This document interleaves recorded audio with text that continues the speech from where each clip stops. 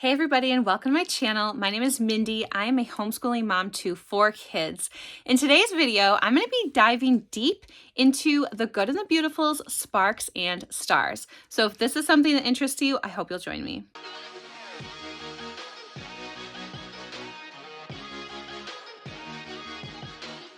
So Sparks and Stars is the latest brand new science curriculum that the Good and the Beautiful came out with for kindergarten through 2nd graders.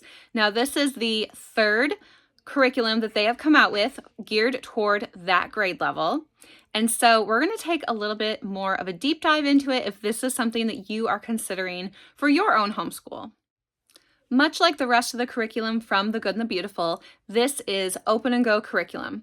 Any materials that you are going to need for this curriculum, you probably have on hand at home.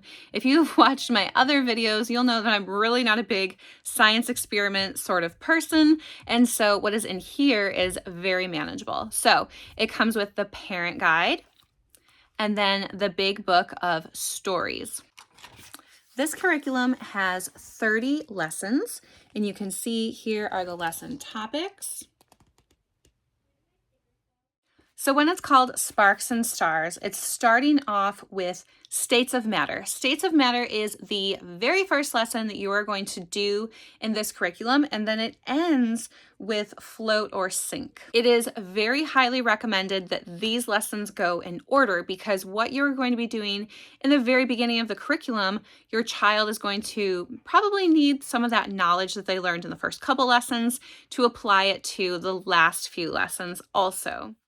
Here's an example of the supplies that you might need for the first 8 lessons. So in lesson 1, you need 3 large cups, a small solid object, small container of water, access to water, stove, and a freezer, pot, long oven mitts, and ice cubes. And then they also give you these things here that are optional.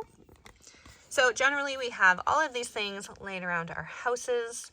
So this is lesson 1, and you can see that the title of it is States of Matter. Over here in the top corner, it gives you all the supplies that you need, and then there's also an optional activity listed here. So there is an opening section to this lesson here, and you're going to just follow along with this with your child. And then here is another activity. And then this is going to be an experiment that you are going to do with your child. And then that is all. It is just a 2-page spread for lesson 1. If we take a look at lesson 2, atoms and molecules, there again, here are the supplies that you need, which you probably have a piece of paper and scissors and then blocks or other building toys within your home. So again, very manageable supplies. There's an opening activity, and then you are going to be using the big book of stories to learn more about atoms and molecules. You're going to read the story Ava's Tower of Atoms on page 4. So let's take a look at what that looks like. Ava's Tower of Atoms on page 4. And then here's the beginning of it. So here's where the story starts. Just to give you an idea of how long the story is. Okay. Again, we're still going. You might want to break this up into a couple different sessions depending upon how long your little one can sit still for. I know that my kiddo probably will not sit through that whole thing, so I'll probably have to break it up. At the end of every story here, they have fun facts about whatever the topic is. So fun facts about atoms and molecules, and they just kind of list some more facts in these little boxes here. And that's all. There's the next one. After you read the story, you're going to come back to the parent guide and you're going to have some discussion questions, and then they give you another optional activity to do. Okay, we're also going to look at lesson 3 because lesson 3 uses an audio narration. So lesson 3 is force and motion. Again, here are the supplies that you will need. Okay, and then over here is the opening activity. And then you are going to access the audio narration. So the audio narrations are available on the Good and the Beautiful's homeschooling app. Otherwise, you can scan the QR code when you purchase your book here. Honestly, I just use the Good and the Beautiful's app because it's easy for me to have everything in one place rather than having to go to the website every single time. So this is part of the audio narration. You can see there are numbers here. So what's going to happen is that in the back of the book, for all the audio narrations, you can see lesson 3, force and motion. And then lesson 9, Mercury, lesson 12, Mars, lesson 14, Saturn, and it goes on. So you're going to assemble the pawn like so. You're going to go back to here, and every time the little audio narration like dings, your child is going to move it to the next space, kind of like a game. So this is force and motion, and then it actually goes on to the next page also, so 4 all the way through 8.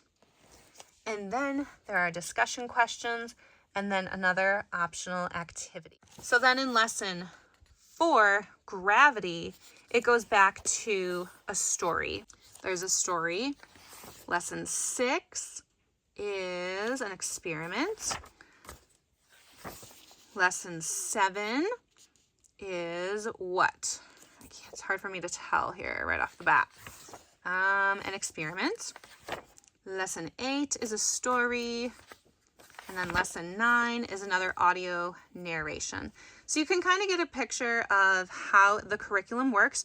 You're either going to be doing an experiment, an audio narration, or reading a book or story rather, from the Big Book of Science Story. So one thing that I really love about these little hearts and hands is that they are geared toward K through 2nd grade. And so the concepts here, you can really kind of expand on them a little bit more if you want to, with other supplemental things, or you can just use whatever is in here. But what I plan to do, we'll see how it goes, is to use them for both my up-and-coming kindergartner, and my up-and-coming 2nd grader.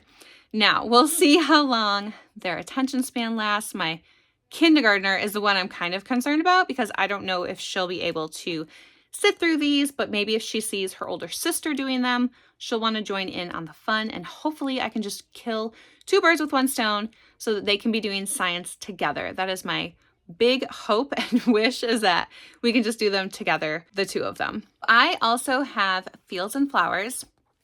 Here's a Big Book of Stories, the parent guide, and I'm currently doing this with my pre-K student and my 1st grader. And so we are going to be finishing up this curriculum for our current school year. So I will do another video about this. I also purchased the Wind and Waves. And so again, there's a parent guide and the Big Book of Stories. So this I'm also going to be using when we are doing 2nd grade and kindergarten. So I'll be swapping back and forth.